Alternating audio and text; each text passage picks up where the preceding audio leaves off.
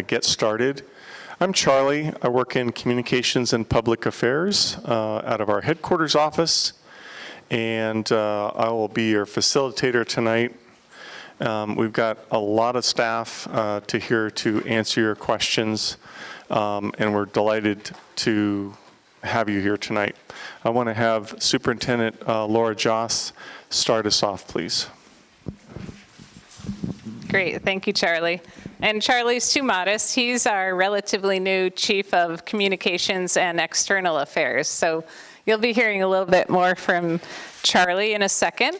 But I'm Laura Joss. I'm the General Superintendent of Golden Gate NRA, National Recreation Area, which includes Muir Woods and Fort Point. So I'm really appreciative that y'all have taken time out of your busy personal schedules to be with us tonight. And here's some great updates about the park and how the Muir Woods MOU is doing.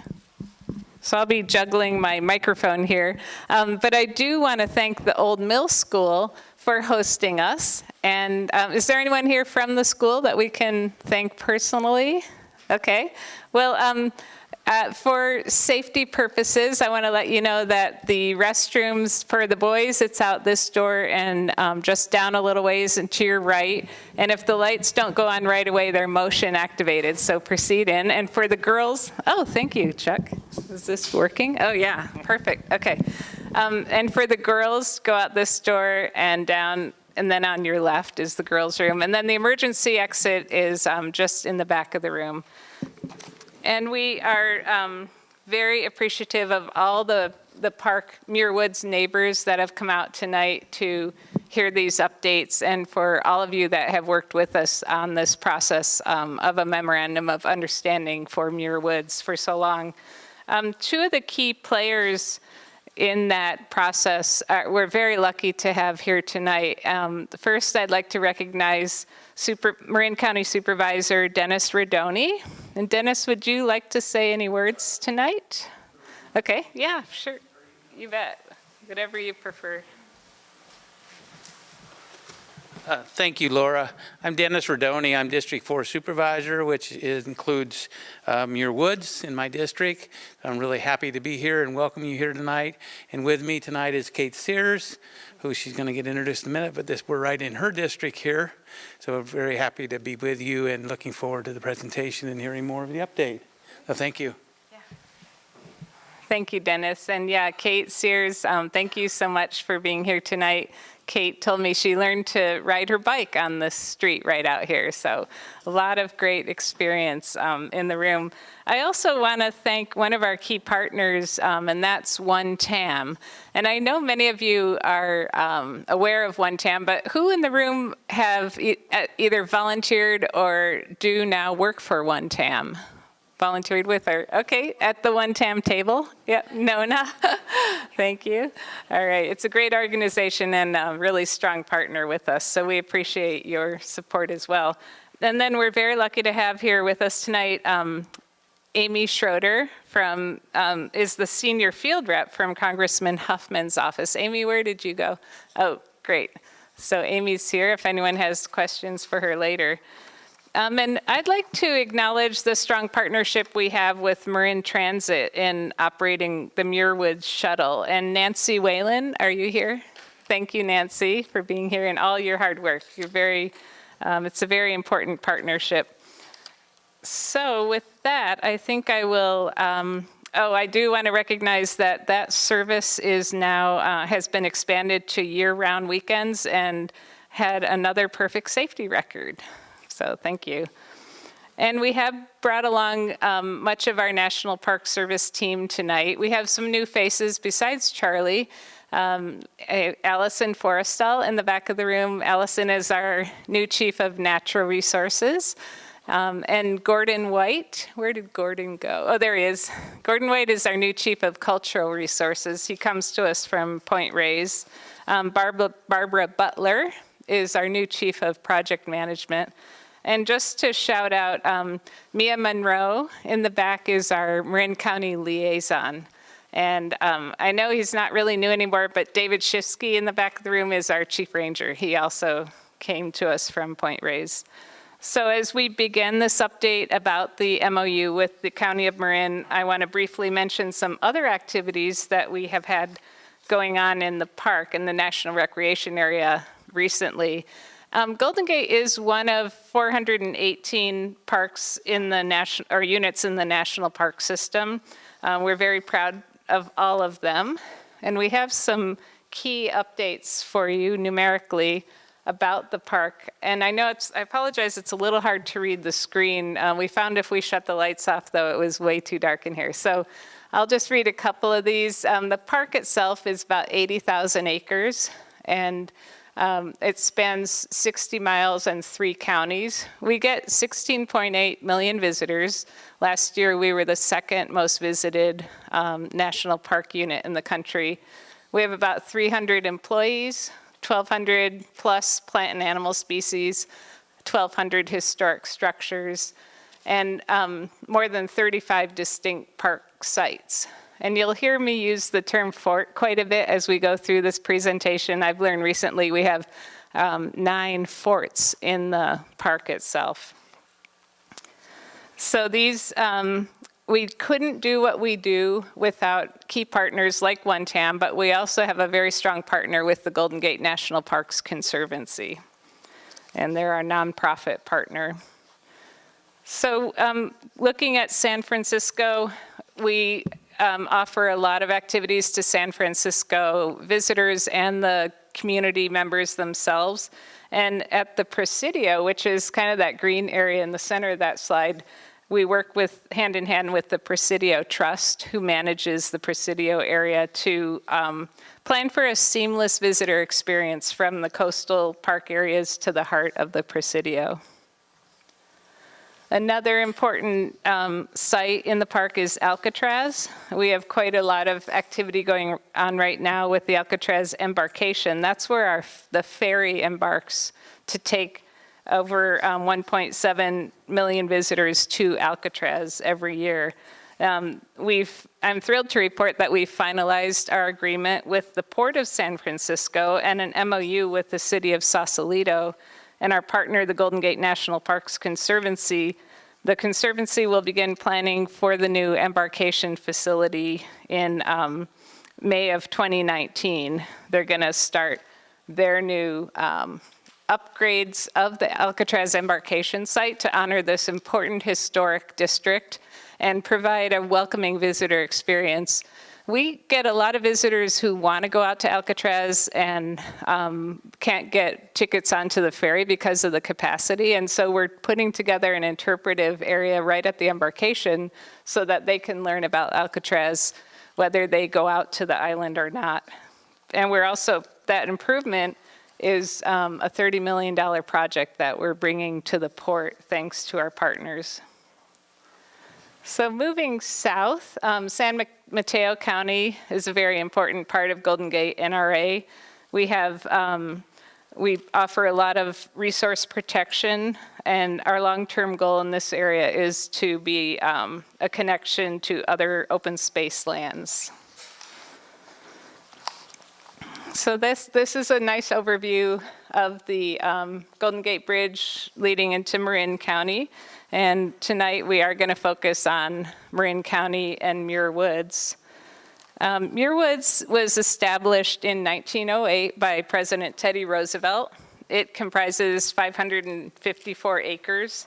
And this site receives 1.1 million visitors a year. So we're really delighted that you've taken time out of your week to hear more about Muir Woods and our plans for the upcoming year. And I want to call out again with this next slide, OneTAM.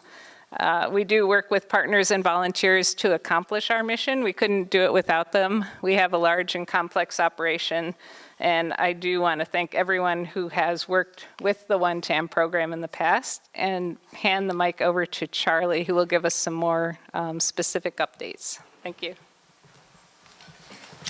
Thanks, Laura. Has everybody seen this sort of image talking about a variety of projects going on in the last 3 or 4 years? So it's part of the Redwood Renewal, and it's not just one particular project, but a whole host of projects that will help rehabilitate the park, make sure that salmon habitat and redwoods are preserved. And we've got quite a number of folks, subject matter experts here, that if you want to talk about any particular part of that.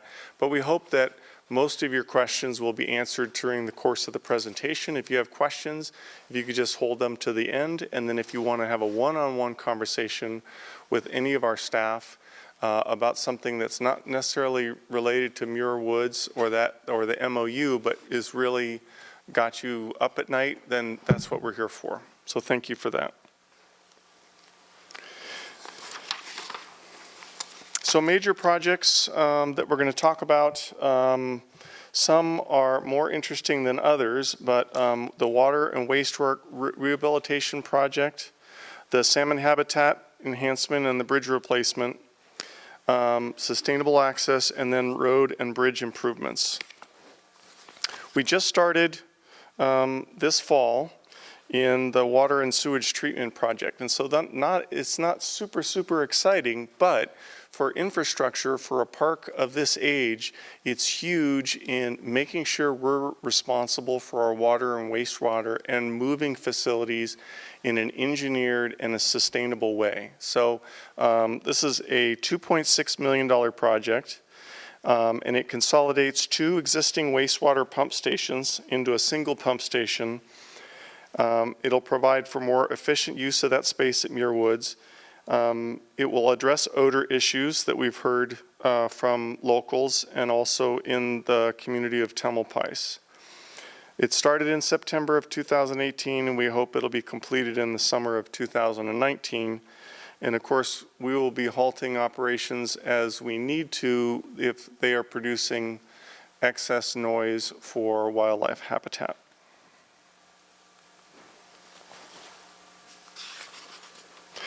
Another one of our redwood renewal projects is our salmon habitat restoration. And this is going to improve juvenile salmon habitat.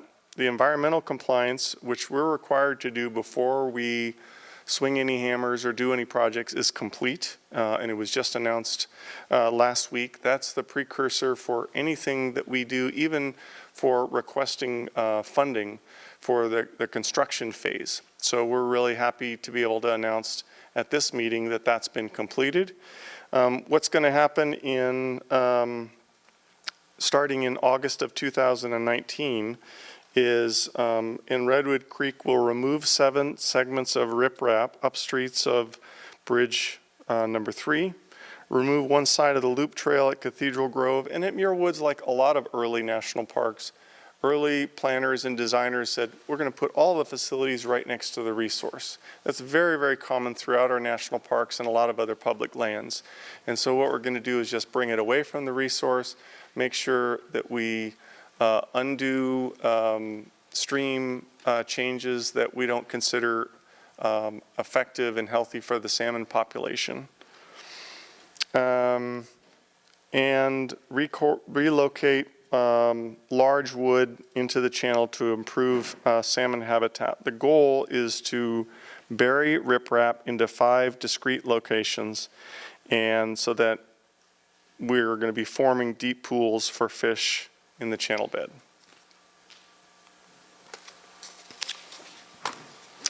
And now I want to introduce Eric Steiger, Assistant Director of DPW, for our next round. Do you want to do this, or do you want me to click? You can click. Okay. I'll just take this off. Can everybody hear me okay? So welcome, and thank you for coming out tonight on a very cold evening. Appreciate you guys coming out. My name again is Eric Steger. I'm an Assistant Director with the Department of Public Works for the County of Marin, and I'm excited to be here tonight and part of the team that's going to be providing an update on the Memorandum of Understanding between the Park Service and the County of Marin. Part of this team also includes Bob Goralka, our Principal Civil Engineer and Traffic Engineer. He's in the back there. So we were answering some questions before the meeting got started, and unfortunately Bob's going to have to leave around 7:15, but I'll be available for the Q&A at that point as well. So We're doing a joint presentation tonight, and I just want to emphasize that reflects on the close collaboration that we've had all along with the Park Service, or between the Park Service and the County of Marin, from developing the MOU to actually implementing the MOU in the last few years. We usually have 2 meetings a year, 2 community meetings a year. The last one we had was before the Board of Supervisors back in June. Maybe the first slide here. So I just have a couple of slides tonight. Just want to recap the history behind the Memorandum of Understanding and how it was developed. And I think many of you were involved in the early days. There's been, over the years, a lot of work done in the general area there, the Redwood Creek watershed and the communities around that. Most notably, Marin Transit and the start of the Muir Woods shuttle back in the early 2000s. And there were a lot of ideas floating around on what should be done to try to address some of the challenges out there. And in 2014, Congressman Huffman put together an ad hoc committee, kind of a working group, a cross-section of people. It was a very large group. We had representatives from, Muir Beach, Tam Valley, environmental groups, of course, the government agencies from Marin Transit, Parks, County Marin, state parks. And that effort led to something that was called the Principles of Agreement that formulated kind of the overarching goals, what we wanted to do in the area, as well as that we would develop a memorandum of understanding a two-party memorandum of understanding between the county and Park Service.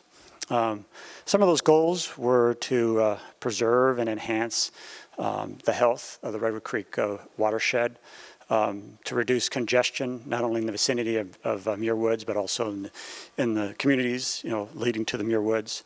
Improve traffic safety. I'm sure many of you recall how we had cars sliding off the road because they were parking in the wrong places and people walking both directions in the lanes of traffic. So we needed to address traffic safety. And then also to improve public transit and better manage buses out there, particularly commercial buses.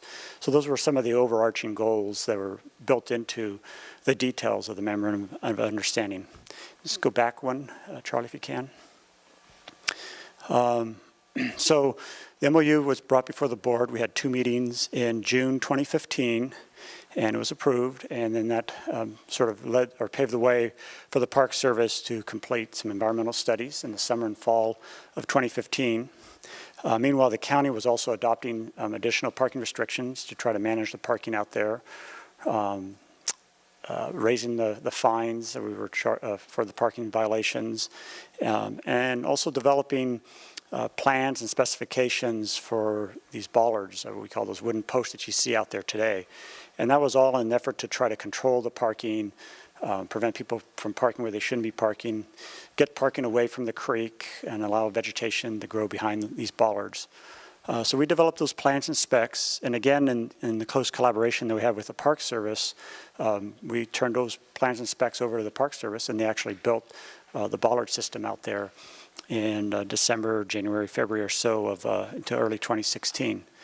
And then we moved on into the procurement process, which was developing the prospectus and advertising and selecting a concessionaire, and that was really the Park Service's effort. And we started the reservation system this year. So that was really 2 years from basically when the environmental work was done to actually having the reservation system up and running. So I don't know, I think that's pretty quick in my mind, getting something off the ground like that. And it was phased in, and the second phase was the commercial carrier reservation system that started in May. Maybe next one. Now this is a summary of the key points of the MOU. By the way, if you're interested, it is posted on our website. You can go to Public Works and Projects to actually see the MOU. But the main thing is that it created or laid out that the Park Service would create a reservation system for visitors, and that's been done. It's up and running, and we're going to hear more about it from Sally here in a moment. That the Park Service would manage the reservation system to reduce peak visitation, and we're going to see that tonight as well.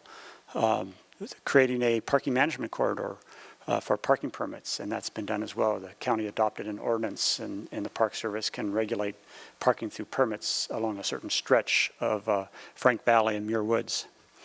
And then, of course, we're trying to get the vehicles off of the road there, and so there's a goal to bring it down to 30 spaces within 7 years. But there's intermediate goals as well, and we've met those goals. And then it can change with time as well as work goes on in the parking lots, and so you can expect that in the future. The next bullet there, the sheriff and the Park Service executed a separate or side agreement to provide authority to the Park Service for parking violations and enforcement. And they added staff. And before the reservation system came on, we knew that it was going to be a challenge to try to manage the parking, because we restricted the number of parking areas, and we still had just about as many people coming. So the citations definitely spiked in 2017, but I think they've gone down to very low levels nowadays. And I think whenever I've been out there, there's hardly any vehicles parked along Muir Woods or Frank Valley Road. And of course, to continue to collaborate ongoing with Redwood Creek water quality and improving public transit and public messaging. So those are some of the highlights, part of the MOU, and I think we've done a pretty good job of implementing them. And next up, I believe, is Sally from the Park Service, and she's going to get in a little more detail of how the reservation system developed. Not so fast, Eric. A little bird told me that you are getting ready to retire. That's right. And here is the little bird to talk more about that and conduct the most important government business we do, the public humiliation before retirement. I just wanted a quick word to acknowledge one of the behind-the-scenes benefits of the MOU, which is the close relationship that Eric fostered between the county and the National Park Service. We meet regularly. We have tackled a number of things, and I just wanted to publicly acknowledge and appreciate your leadership there. So thank you very much, Eric, and we're going to really miss you. But we know you haven't gone very far, because he has a daughter with the National Park Service. So we're very, very proud. So thank you. And I'd like to introduce Sally Golub, who's with our business management operation, and she's going to talk a little bit more about the reservation system. Sally. Thank you, Charlie. Uh-oh. I need assistance.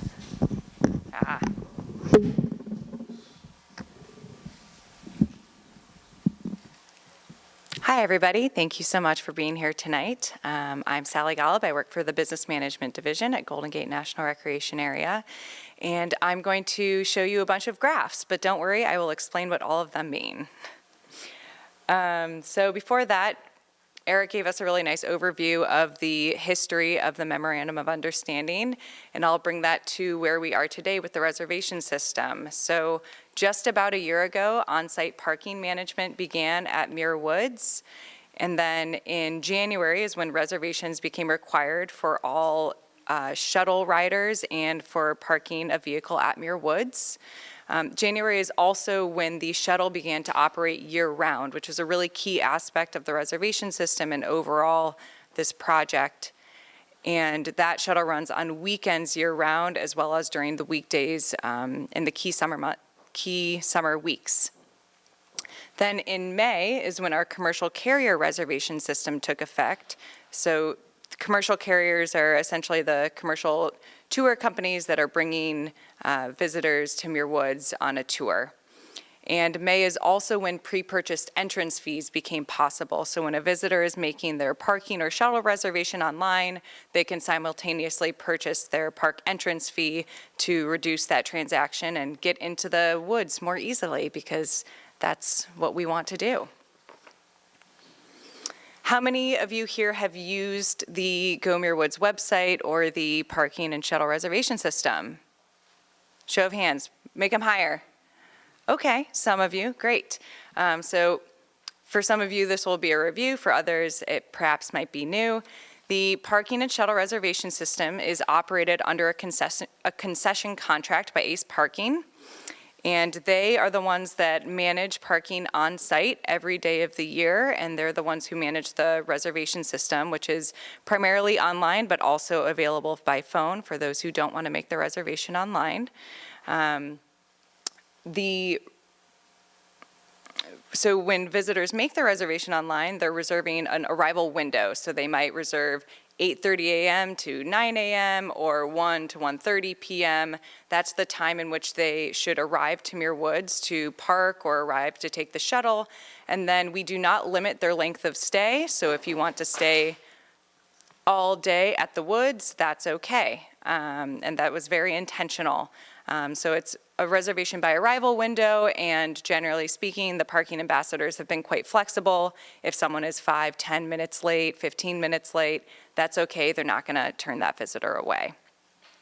The parking reservations are $8 per vehicle or $3 per shuttle rider, and that's specifically adults. Children ages 15 and under are free to take the shuttle. That's also very important to us. And the shuttle used to be $5 and is now $3. So that was also a key aspect of providing that access opportunity. Once a reservation is made and you're ready to go to the woods, you download it onto your phone or you print it in advance, then you show up to the woods and you show it to a parking ambassador, they scan you in, and then you park and have your wonderful Muir Woods experience. A key aspect of the system has been extensive outreach that was done leading up to the reservation system launch and then throughout the past year.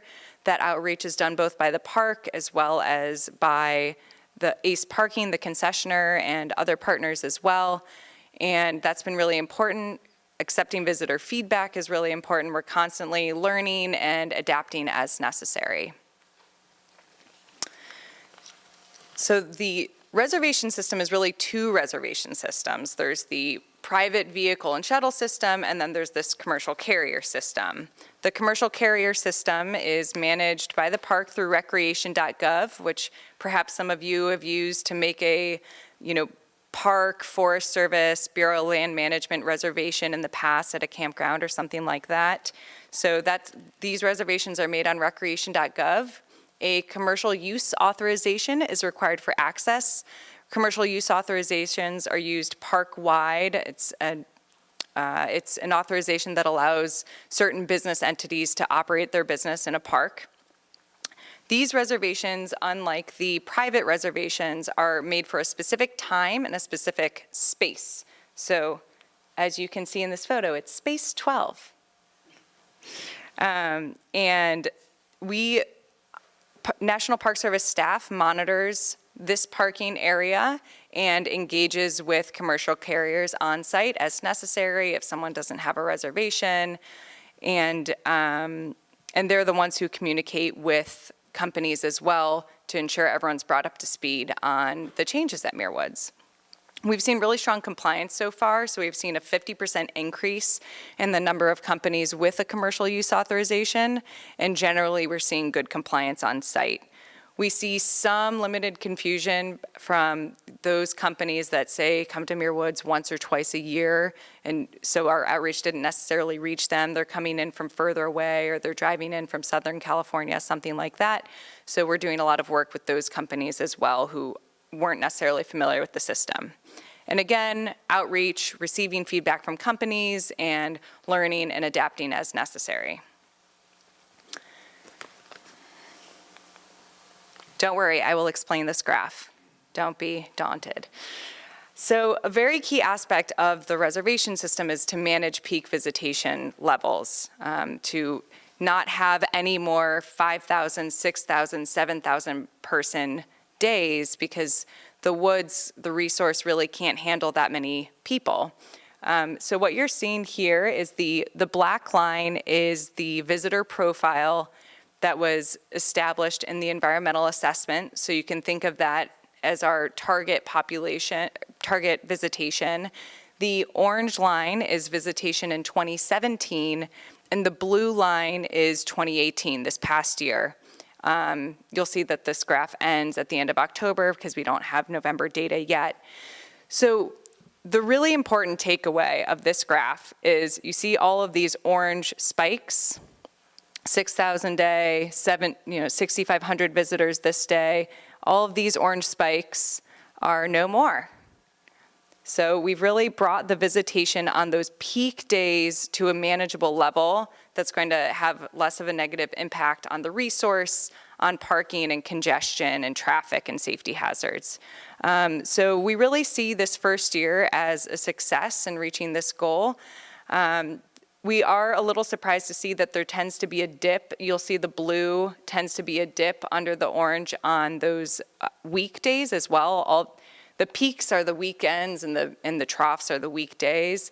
And we're not totally sure why that is. We're looking further into that to analyze that and see why there tend to be a dip on weekdays as well, because we don't want that to be the case too much. So we are continuing to work and we will adjust as necessary. As I've said, another key aspect of the reservation system is the expanded shuttle service.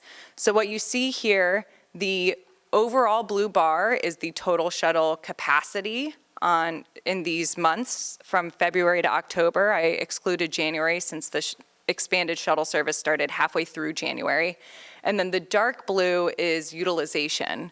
So what we're seeing is that the shuttle is highly utilized. We're seeing anywhere from a 70 to 90% use of the shuttle capacity, which means that it's a very popular service, that when parking reservations are full, people are turning to the shuttle and using it, that those who don't have personal vehicles are using it. So we see this as a really good thing. And this year we're on target to have about 90 to 100,000 visitors arriving to Muir Woods by shuttle. And that's round trip.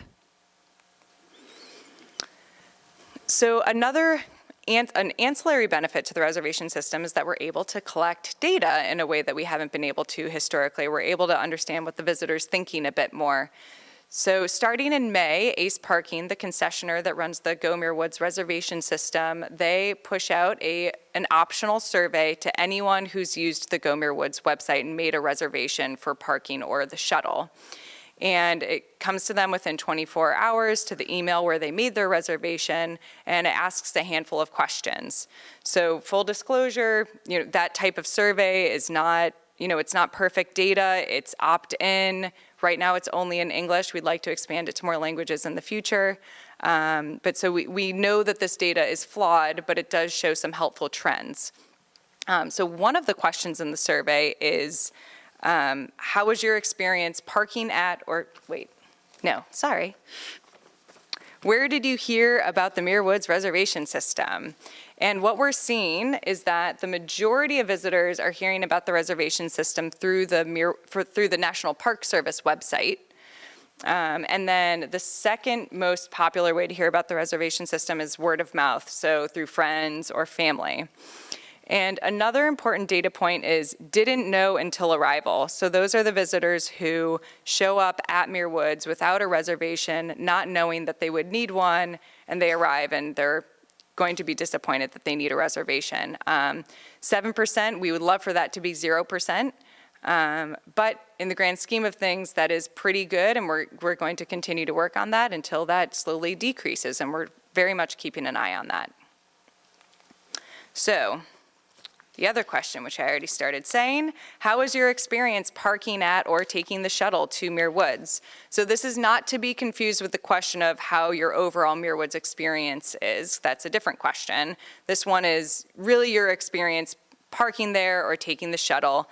And overall we have, so if you combine very good and good, we have 84% positive feedback about parking or taking the shuttle to Muir Woods. So while we would love for this to be 100%, overall 84% positive after the first year of a brand new system, we see as overall a very good thing. That's the vast majority. Again, we would like for that to be 100%, and we will work toward that. But this is good news after the first year. So some data about the commercial carrier system. Do we have any CUA holders here with us today? Okay, a number of people, great.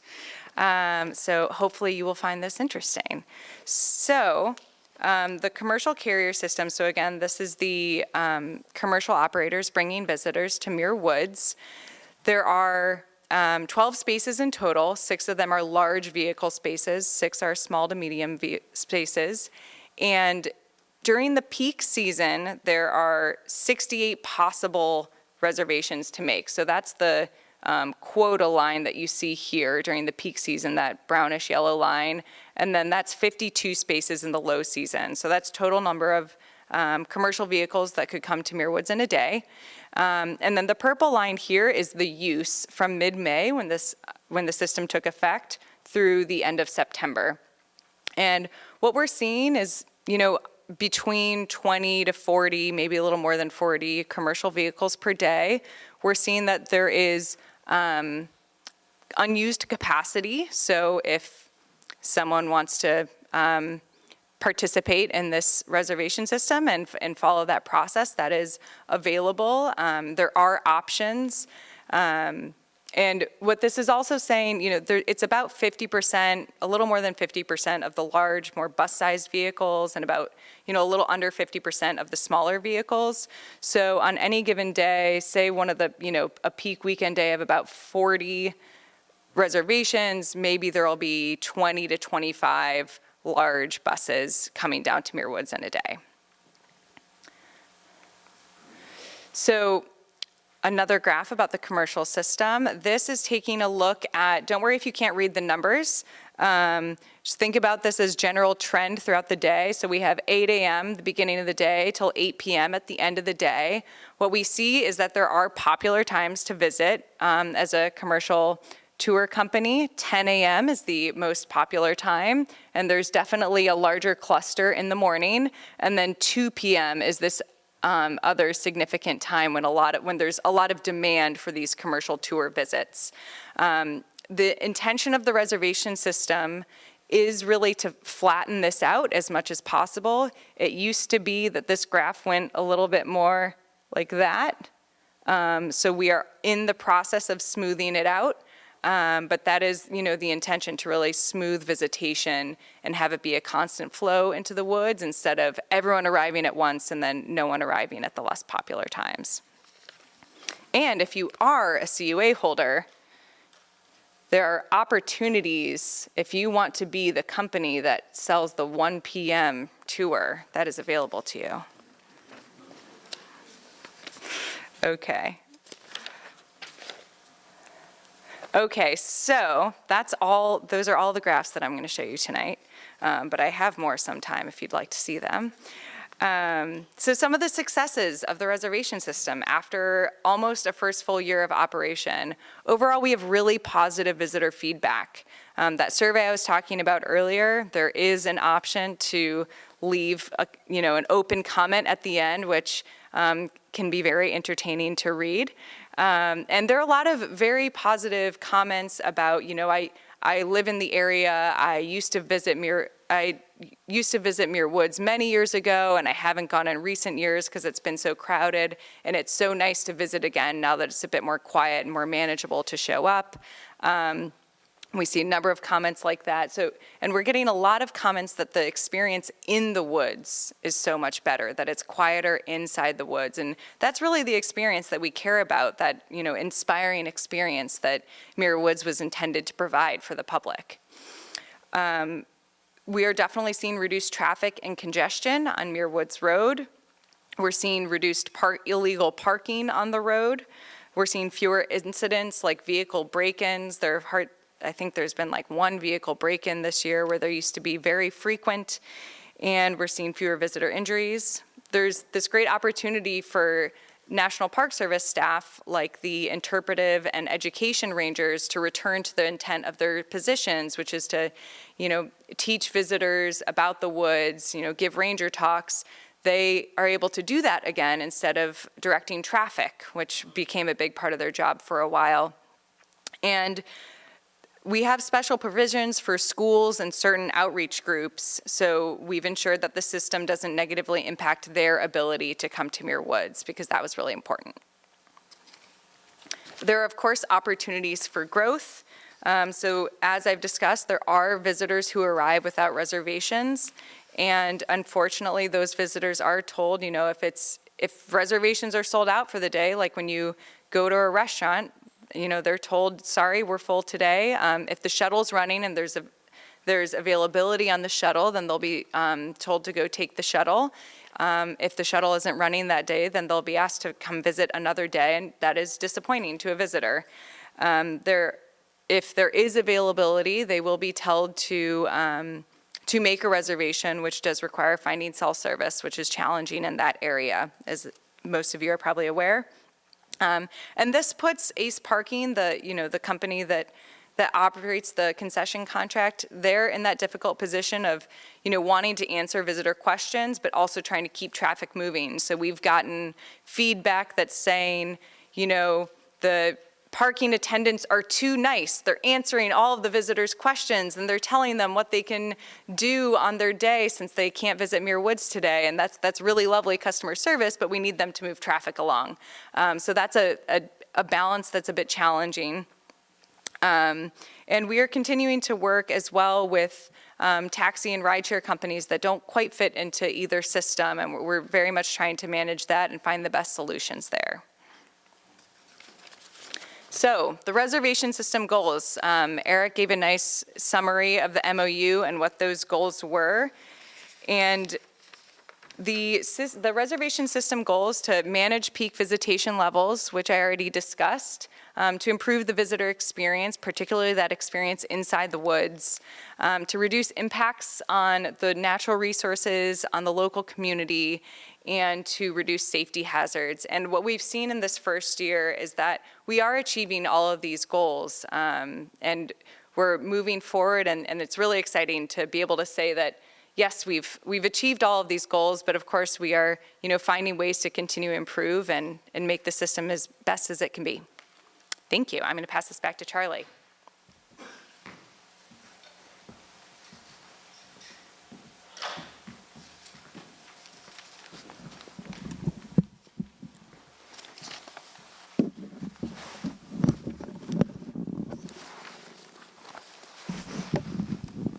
Eric, before you retire, can you unclip this microphone for me?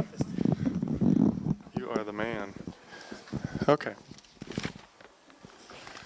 So just to touch on a couple of things that Sally mentioned, remember what got us here, and that is protection of the redwood groves.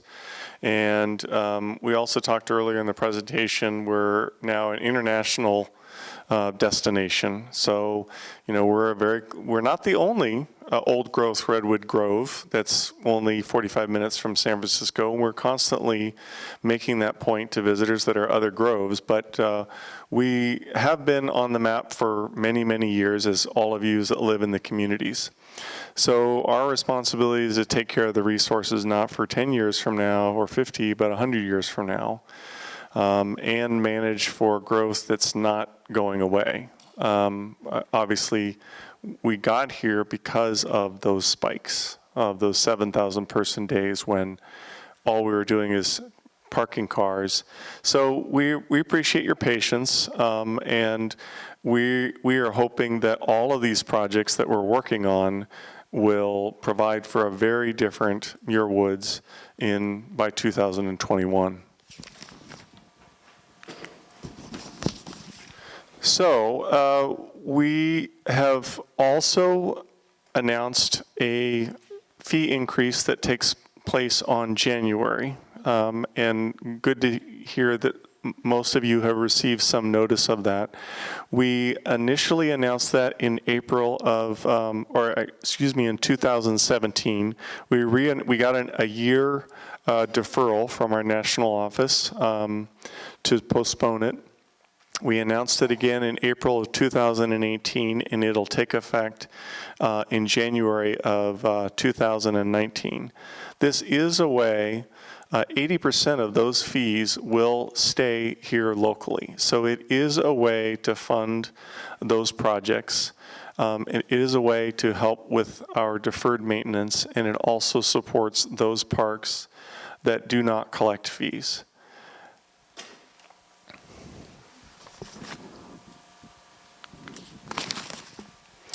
So we've got a whole host of subject matter experts We want to leave a little bit of time for question and answers related to the kind of things that we're talking about, and also want to just make sure that we recognize some new special guests that we have.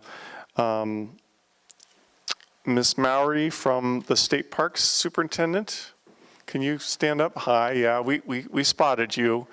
And we first met at a one-TAM meeting a few months ago. So wanted to say hello and welcome to the community, and thank you for being here. Again, if you have questions about the presentation, then now is a good time to do question and answers. And then if it is something not necessarily related to Muir Woods, it's still a great time to talk to some of our division staff or our subject matter experts. And I'm going to have Mia help me to make sure that everybody gets a chance and that everybody gets a turn. Yeah. Hi, I live at Muir Beach, and on the really beautiful weekends, when you're trying to get off the beach, because of the traffic from Stinson, some of us try to go through Frank Valley Road to Muir Woods Road, and the line of cars going both ways is ridiculous, and I'm wondering if that has to do with the POVs having no time limit on how long they can stay there, because other people who have reservations at, say, an hour after, sometimes wait there for 2 hours, and the traffic goes all the way up to Four Corners, all the way down past Muir Beach, up Highway 1 to Three Corners. So that is an issue, and it's an issue on the really beautiful days. And I'm thinking of all that SOx and NOx from those idling cars going into Muir Woods, which it cannot be a good thing for. I want to know why the POVs have unlimited time. So it sounds like there's a question, and also you're proposing a solution. So folks that are, this is about traffic on Frank Valley Road. Is there a connection in Highway 1? Is there a connection between how long we allow folks to stay at Muir Woods and the sheer amount of traffic? Of course, anybody that goes in has to come out. We see that same issue with the headlands, but it sounds like you're wondering if there's a connection related to the stay. Personally, I doubt anybody's spending 8 hours in Muir Woods, but who wants to answer that question on the average stay? I'm pretty sure the average stay is about 90 minutes, 2 hours at that, because they're from out of town and they're going to other things. But maybe Sally, you can talk about if there's any connection between those long stays and traffic. Sure. So as discussed, the privately owned vehicle reservation system is managed under a concession contract. They have an adaptive management system, which is how many vehicle reservations they're selling by time slot. And they do track when the parking lots are all full. And for the most part this past year, there have been very few instances when the parking lots have actually been completely full. And when that did happen, within a day or two, they adjusted how those reservations are released and how they're selling the reservations to fix that issue. There was a brief period of time when 2 p.m. they were overselling, and so they shifted how they were selling them so that there wouldn't be an oversell. So generally, there have not been, there's only been a handful of instances that have been recorded as there being, more vehicles than there are parking spaces. So the length of stay and allowing visitors to stay as long as they want, not being worried about returning to their car, that would not be the issue that I would identify. There's definitely room for improvement for the speed at which cars, interact with someone and are parked in a vehicle. There's also the challenge of, as I've mentioned, visitors arriving without a reservation, and that requires a conversation, explaining that there is this reservation system, that one needs a reservation, and that, 30-second conversation, if it has to happen with 10 cars, it can create a little bit of a backup. Again, those who are managing parking on site, they really have to balance between giving the information that someone wants, but also moving traffic along. We've really been encouraging them to move traffic along and to not have too long of a conversation, but then, of course, that person is upset that they're being told to drive away when they want their questions answered. Okay, so yeah, I want to just summarize what I'm hearing, though, is that the concessionaire doesn't cover their costs or make money by parking spaces that are not moving, and that we are trying to avoid somebody going in completely without any directions at all and ending up at Muir Beach. So you're hearing that we've got parking staff that are actually trying, but I'm not giving it as an excuse, but that's what I heard. But it sounds like you need a follow-on. You're missing the question. For a local resident who's trying to get off the beach or coming back to the beach, a lot of people use those two roads to get to the coast.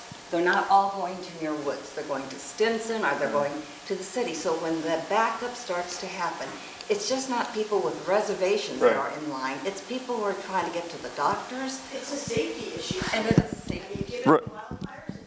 Yeah, no, essentially you're saying, what do we do when we're trapped in there by all those tourists? Yeah, but it's just not only the tourists, it's all the residents who want to get. Yeah, I have no idea how we would answer that.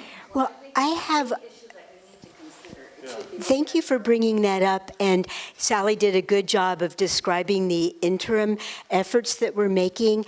And in 2020, one piece of Redwood renewal will be underway, and that's what we fondly call SAP, the Sustainable Access Plan, and that is the new parking lots with queuing areas to take the Muir Woods reservation processing off the road entirely. And we expect that a lot of that congestion will evaporate when that part of the Redwood renewal is implemented. And Bob Goralka said he might have something to add on it too. Actually, I'm just echoing what Mia was saying, because National Parks is working on parking lot design. County is assisting in the review. And as part of it, they will be putting in some queue lanes alongside Muir Woods Road, part of their existing parking lot, to take some of that traffic that's waiting to get into the parking lot off the road to allow a better free flow along Muir Woods Road. Unfortunately, that's, I believe, about 2 years away before those are done. And we're working on it, and we'll see what other measures can be done in the interim. But that is something that has been flagged, and there's some design efforts in place to address that. And just a reminder, we're using the same infrastructure that's been there for 70 or 80 years, right? It's worse. Well, right. Okay, right. The same or worse that's been there for a long period of time. So,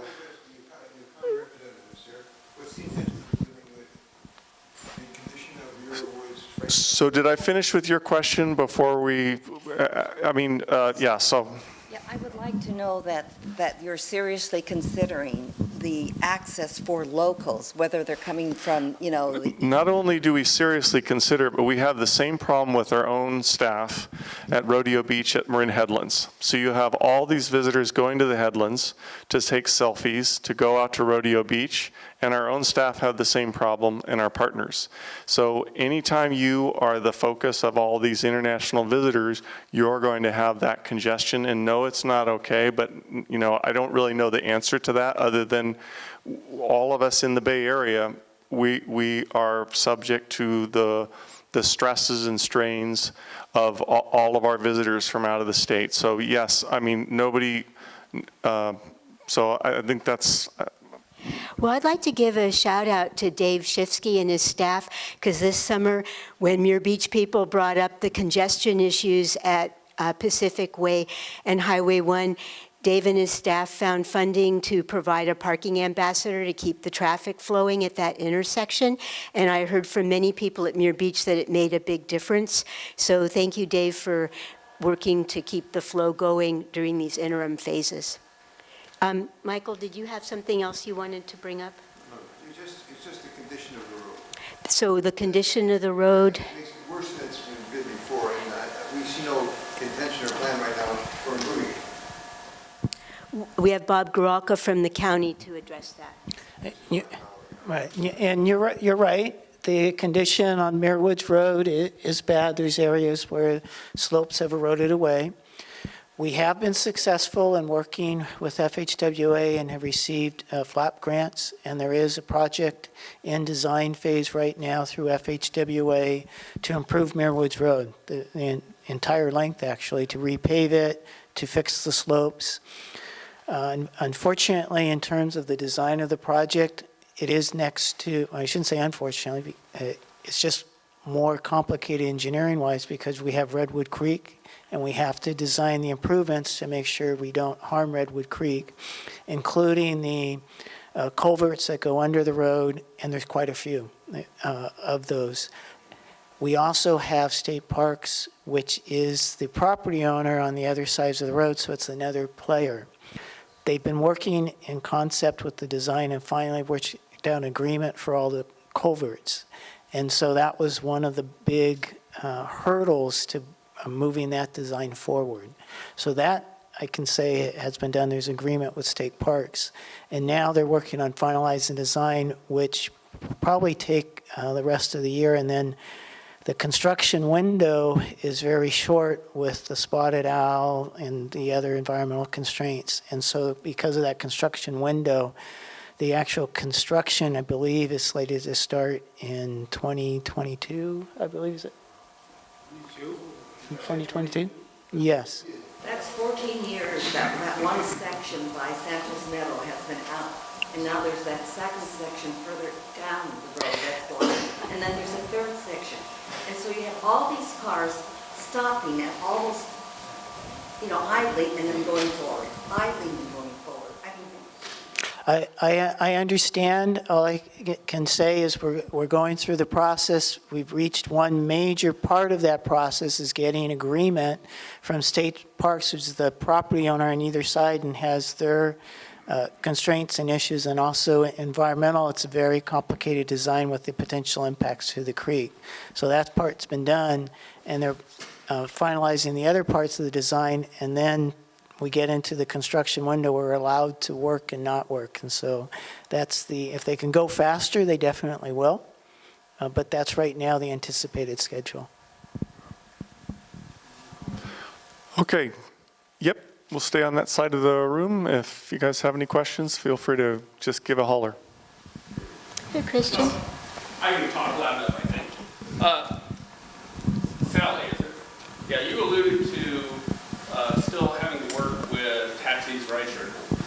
So I live in Muir Beach and hang out there a lot. Sometimes what I notice is people out there who's trying to get a cell phone signal because they haven't got a reservation. They finally get a cell phone signal. Reservation is available, so they call Uber. Do you have any idea? Can you just expand like what you're doing to try to deal with that situation? Is it the question about cell reception or is it the question about rideshare?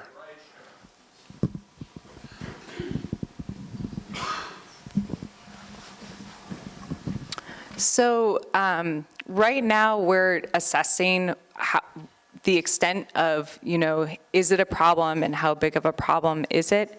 So if someone is on Muir Beach seeking an Uber or Lyft, I'm not exactly sure the relation to the reservation system specifically. We've seen more visitors arriving to Muir Woods from San Francisco by taking an Uber or Lyft. That tends to be I don't know if I would call it popular, but it's definitely a mode of transportation to Muir Woods.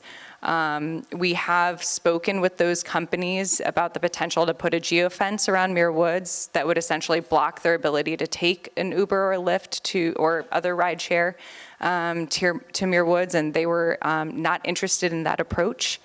So we have taken a few efforts.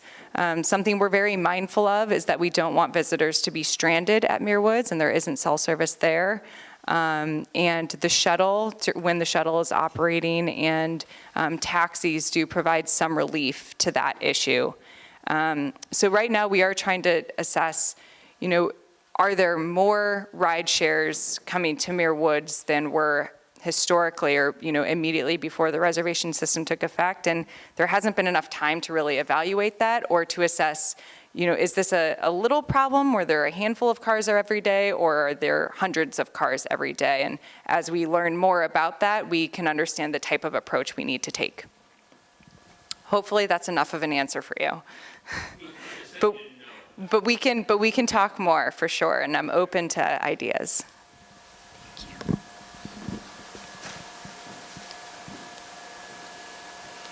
Okay. Yes.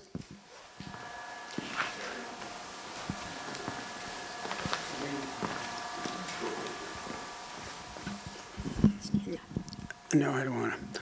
Mia, when you said, you talked about a parking ambassador or something that had come to the parking lot at Muir Woods, and it worked out very well. Is that a permanent kind? You got to realize that that has to be a permanent situation there. When that parking lot fills up, and nobody's out in Highway 1 telling them that it's full, and they begin to fill up the feeder road to the parking lot, it's a very dire situation if any emergency takes place. And there's no way to remedy that except to have that person out at Highway 1 permanently, or at least on the best days. Thank you for observing it worked, and thanks for the recommendation. We find a way to continue something like that.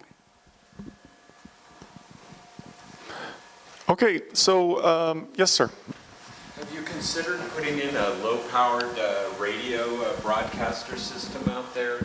A low-powered radio broadcaster that as soon as people... Like a 710 or something? Yeah, like a 710 or something that would just say, if you don't have a reservation, these you're not going to get in, or, just to give information without using signs and things like that. So when we looked at how to communicate reservations now needed, we of course came up with our famous posters that we've decorated the auditorium with. We enlisted the tour and travel. We posted on the web. We tried to get the word out every possible way we could, including putting a large number of signs on all the approach roads to Muir Woods, the CMS signage on the freeways, et cetera, et cetera. So we thought we kind of saturated the market to alert people that reservations were now needed. Now, once upon a time, we did explore with the state of California and the local emergency response units, one of those low frequency systems, and we even asked Point Reyes how theirs was working. And we learned that because of the topography at Muir Woods and on Panoramic Highway, that it would be ineffective, that there would be so many dead pockets, people would not be able to get the information when it needed to be effective. Because one of the goals of the reservation system was to catch people before they even left 101, and if they had to kind of wait and get into the Muir Woods system, then we were defeating one of the goals of reducing traffic congestion in Tam Valley, et cetera. So we explored it, and it wasn't the right technology for us. Now, that doesn't mean that we're not going to continually market and get the word out, because our goal is that people really plan ahead. Yes, ma'am. Do you have an evacuation plan for the hundreds to thousands of visitors in the area in the Redwood Creek watershed when there's fire?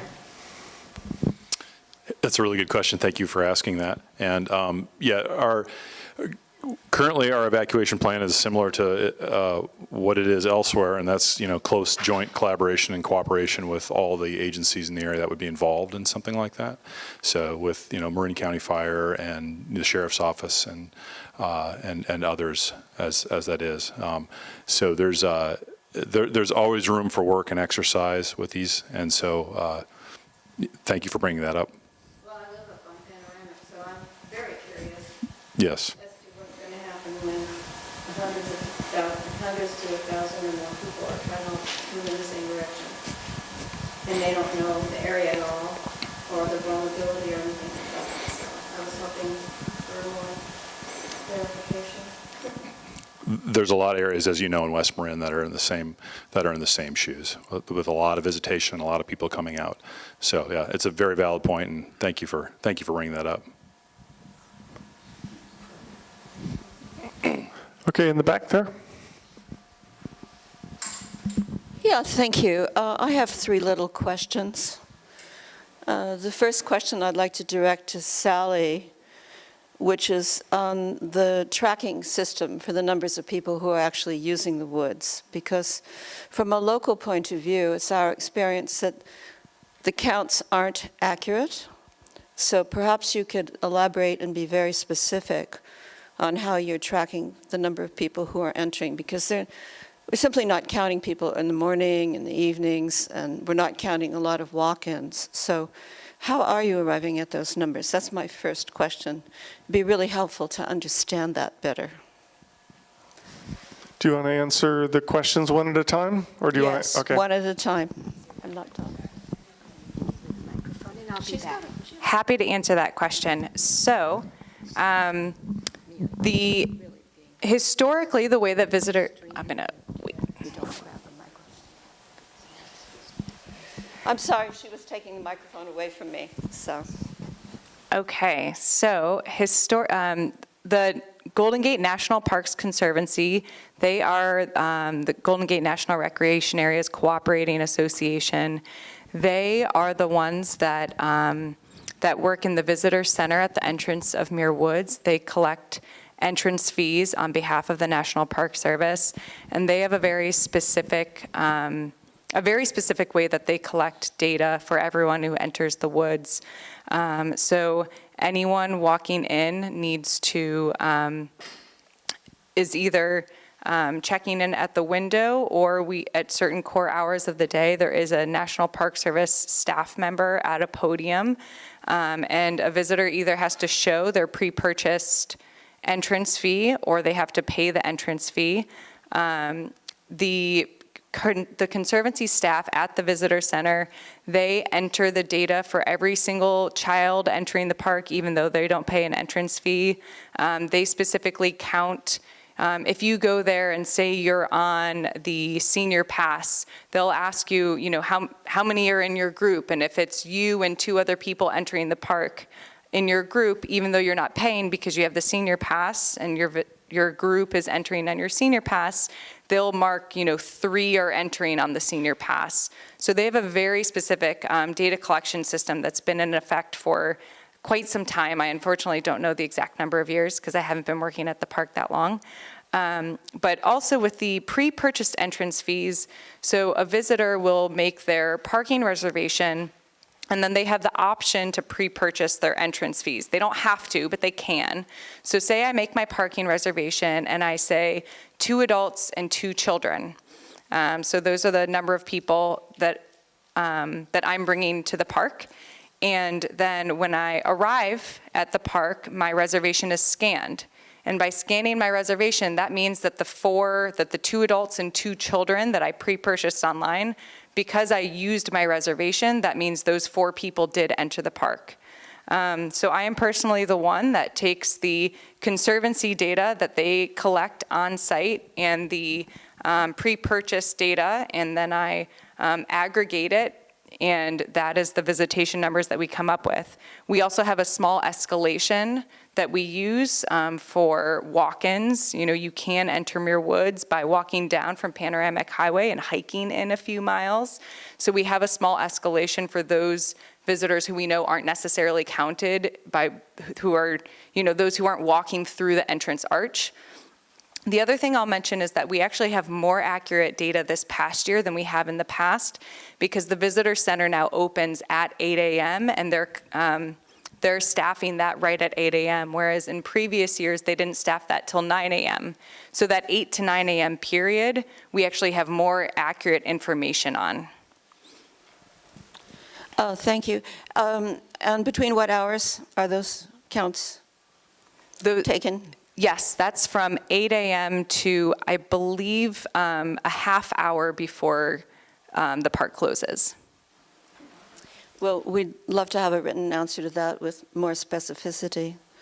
The second question that I have is, you mentioned that one of the successes of the program was lessening the impact on the local communities, and that the communities were feeling very positive about that. How exactly are you measuring that?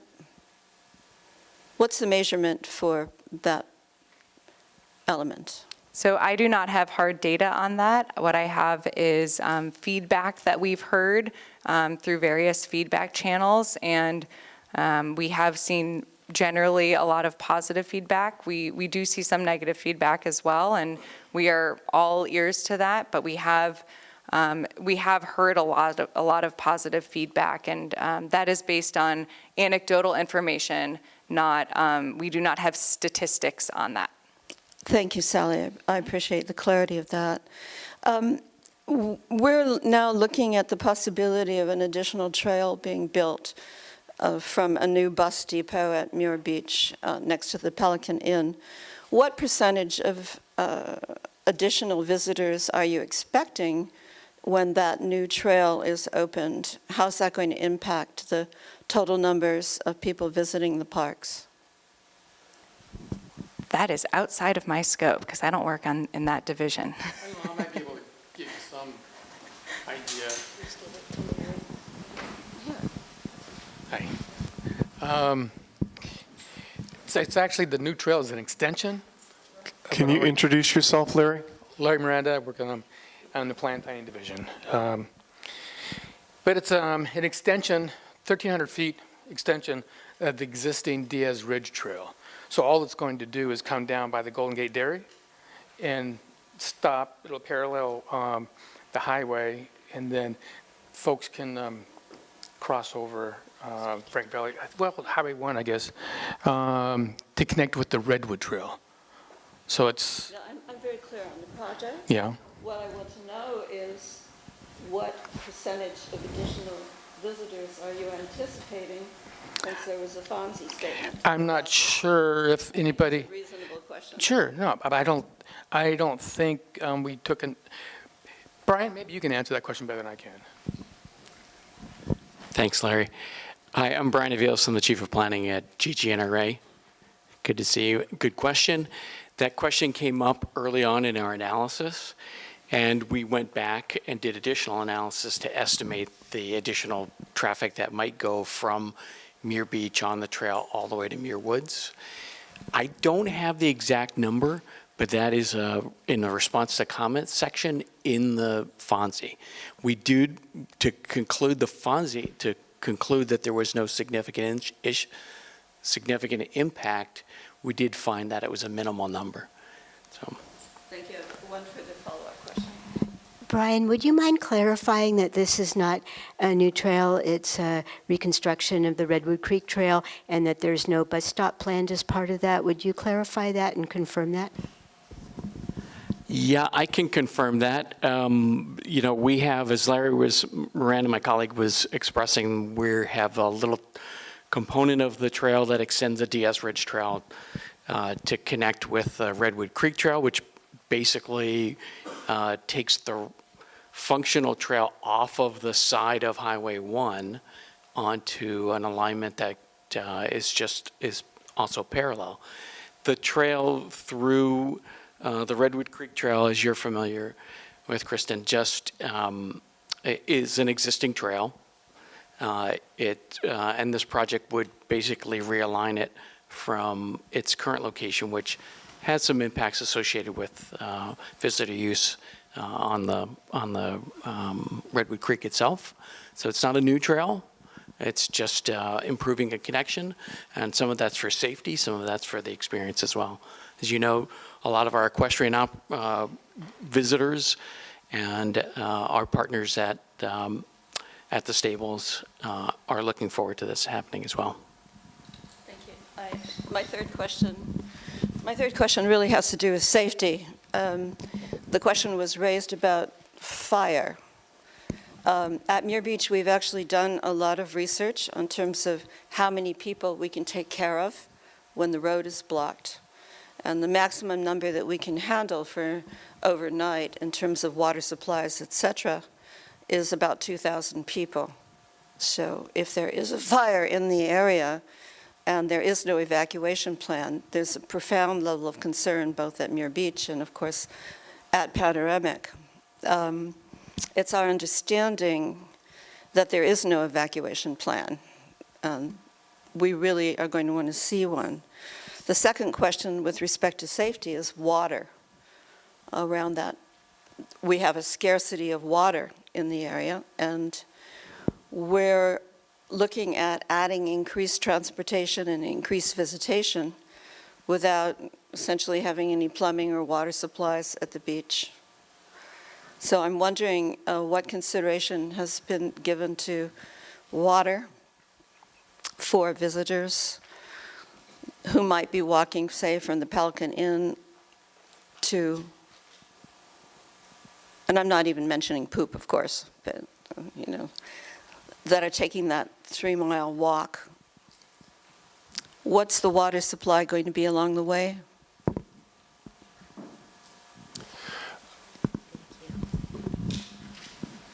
Brian, did you have a suggestion for who to answer? I may not be quite understanding the concern. There's no water that's supplied to visitors at Muir Beach. We're very conscious of that. We don't have flush toilets there. And I believe we did that action after recognizing just how much water was being consumed by visitors at Muir Beach. We encourage people to bring their own water. All the water that's utilized at Muir Woods comes from the other side of the hill and is actually pumped back over the other side of the hill. So we don't see our visitors having any impact on the water supplies in Redwood Creek. We are concerned, though, about water quality in the creek and the water quantity in the creek, and I know we're working with Muir Beach CSD to address some issues associated with that as well. It is a finite resource, and we share your concerns. I think we answered the question earlier, and that is we have that same issue of any 2-lane road in the county that we would work on an interagency level, and that we have won our piece. And so I don't think we have a different answer than we gave you earlier. I want to give everybody a chance to talk to any of the folks on an individual basis. We're going to close our question and answers, and we really thank everybody for coming out tonight. And again, we've got a lot of staff, so if you want one-on-one or individual questions, please, we're going to be around until 8 o'clock. And thank you for our government representatives and our elected official representatives for coming out tonight. Appreciate it, everybody.